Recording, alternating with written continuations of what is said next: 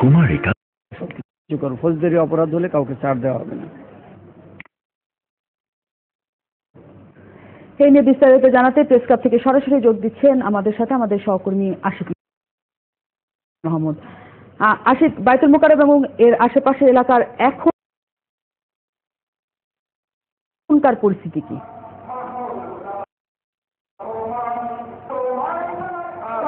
এখন এই প্রেস ক্লাবের সামনে চলছে আমাদের পত্রিকা সাহাবিতে পল্টনের মোড়ে অবস্থান নিয়ে সরকারি বাহিনীর সদস্যরা, এবং আপনি হয়তো ছবিতেই দেখতে পাচ্ছেন তার ঠিক সামনেই বাইতুল মোকাররমের গেট বাইতুল মোকাররমের 2 নম্বর গেট পর্যন্ত হেফাজতে ইসলামের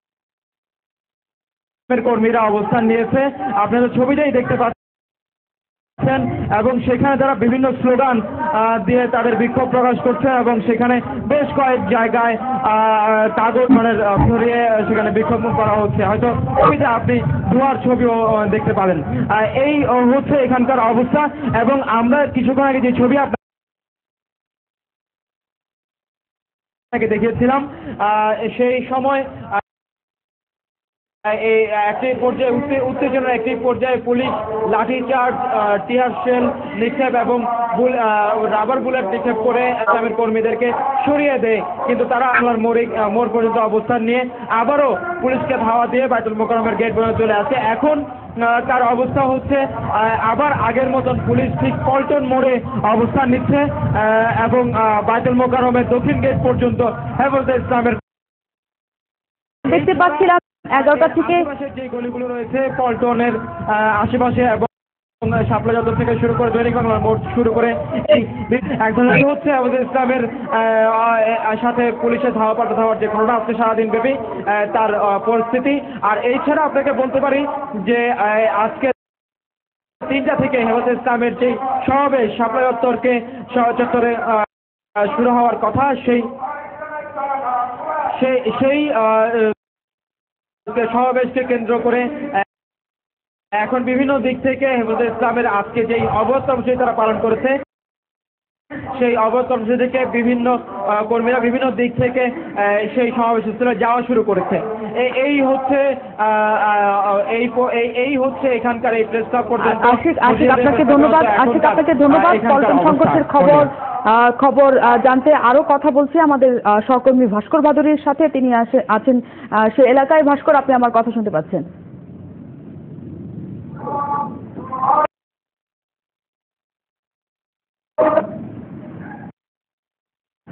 ভাস্কর, আপনি কি আমার কথা শুনতে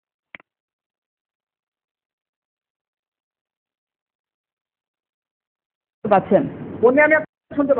ভাস্কর, আমরা যা দেখছিলাম, আশিক মাহমুদ আমাদের দেখাচ্ছিলেন যে যেটি পল্টন বেষ্টনী তৈরি করেছে যাতে ইসলামের কর্মীরা না আসতে পারে।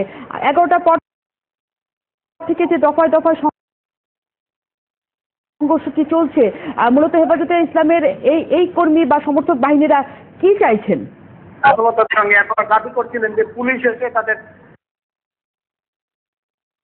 আজকে শান্তিপূর্ণ এই বাইতুল মোকাররমের সামনে কর্মসূচিতে বাধা প্রদান করেছে, এবং পুলিশের উপরে হামলার কারণেই কিন্তু তারা বিভিন্ন ধরনের নিক্ষেপ করছে বলে তারা আমাদের দাবি করছে। আপনি যেমনটি বললেন যে এই সংঘর্ষটি সকাল থেকে দফায় চলছে। বাইতুল মোকাররমের সামনে আমি একটি বিষয় আপনাকে জানাতে চাচ্ছি যে হেফাজতে ইসলামের যে সকল কর্মী রয়েছে তারা সকাল থেকে বাইতুল মোকাররমের সামনে কিন্তু ধীরে ধীরে জমা হচ্ছে, এবং তাদের জমায়েতের পরিমাণ কিন্তু ধীরে ধীরে বাড়ছে। এখানে আরেকটি বিষয় বললে যে তারা নিজেদের দেয়া যে ব্যারিকেড আমি এর আগে আপনাদেরকে জানাইছি, এখন কিন্তু তারা এই ব্যারিকেডের সামনে বসে জমায়েত করার পাশাপাশি কিন্তু বিভিন্ন সময় পুলিশকে উদ্দেশ্য করে বিভিন্ন ধরনের ঢিল ছুটছে, এবং তার আশেপাশে যে সকল দোকানপাট রয়েছে সেগুলো দিকেও কিন্তু মাঝে মধ্যে তারা ঢেলাঢেলির চেষ্টা করছে। কিন্তু পুলিশ কিন্তু এখন অনেকটা দূরে অবস্থান নিয়ে অত্যন্ত সতর্ক অবস্থানে রয়েছেন, এবং যার ফলে এখন পর্যন্ত তাদের মাঝখানে কোনো ধরনের বড় ধরনের পরবর্তীতে আর কোনো বড় ধরনের সংঘর্ষের ঘটনা ঘটেনি এখন পর্যন্ত ঘটে।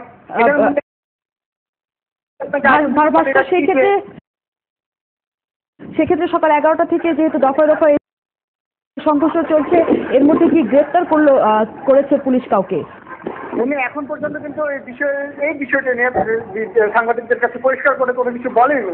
আরেকটি বিষয় আমি আপনাকে জানাতে যাচ্ছিলাম যে এখন পর্যন্ত আমরা খবর পেয়েছি যে মোট 7 জন এই পল্টন, বাইতুল মোকাররম এবং বঙ্গবন্ধু অ্যাভিনিউয়ের আশেপাশে যে সংঘর্ষের ঘটনা সেখান থেকে এখন পর্যন্ত 7 জন কিন্তু আহত হয়েছে। কিন্তু আমি 2 জন হেফাজত কর্মীর সঙ্গে কথা বলেছি, তারা কিন্তু আমাদেরকে জানিয়েছেন যে এখন পর্যন্ত তাদের হিসাব মতো মোট 30 জন কর্মী আহত হয়েছে এবং যাদের মধ্যে বেশিরভাগই কিন্তু পুলিশের রাবার বুলেটের মাধ্যমে আহত হয়েছে বলে তারা আমাদেরকে জানিয়েছে।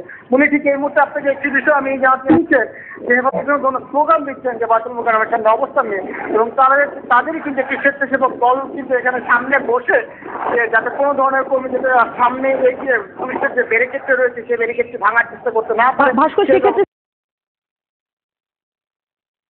স্লোগানে তারা কি বলছেন?